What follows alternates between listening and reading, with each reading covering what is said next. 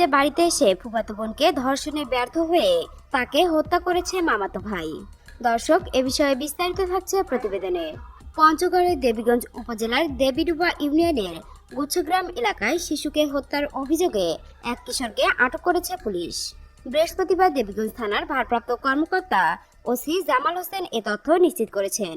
বুধবার গভীর রাতে ওই এলাকায় একটি ভুট্টা ক্ষেত থেকে শিশুটির মরদেহ উদ্ধার করে পুলিশ। আটক কিশোর উপজেলার দণ্ডপাল ইউনিয়নের শ্মশানকালী এলাকার আব্দুর রশিদের ছেলে হাবিবুল্লাহ।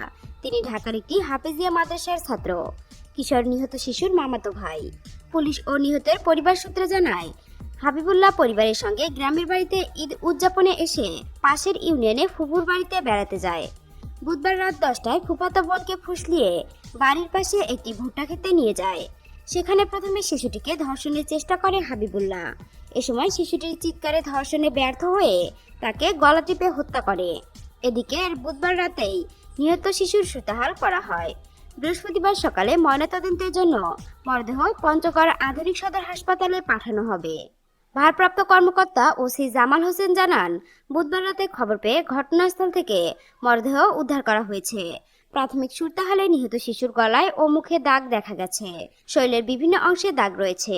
ধর্ষণ চেষ্টা ও হত্যার অভিযোগে শিশুটির মামাতো ভাইকে আটক করা হয়েছে। এ ঘটনায় ধর্ষণ চেষ্টা ও হত্যার অভিযোগে মামলার প্রস্তুতি চলছে।